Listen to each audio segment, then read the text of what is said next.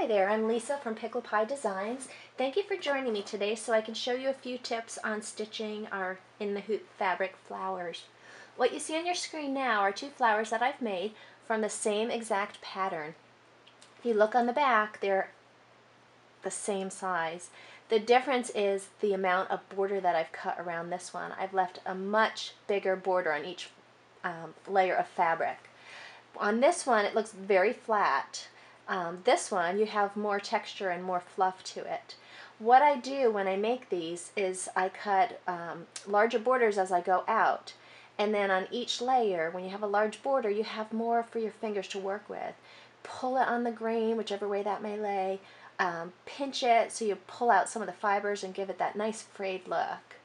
And I think this came out really pretty compared to this one, which I don't like at all. Now, I did find a product recently that I think is going to be very promising with the fabric flowers. It's called Mary Ellen's Best Press. It's a clear starch alternative. And what I've done on this flower, playing around a little bit with this product, I pulled some of the fibers into a little fluffy shape here. And while it won't always stay that way, it'll just flatten down on you. But I sprayed some of the clear starch alternative on there and it kept that shape. It's not stiff at all, but it's keeping that shape. So this weekend I'm going to play around with this product a lot and see how texturized I can get my flowers, and I'll report back to you. Before I go, I just want to show you one flower that I'm working on.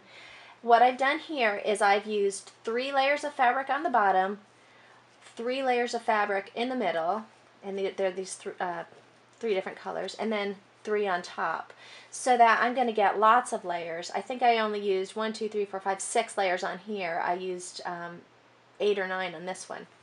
And as you see, I'm cutting big borders and I'm cutting irregular borders. So I'll just continue on cutting around each one, and then that's going to give me all that room to play with the fabric, to stretch it across the grain, to fray it, and give it a lot more texture.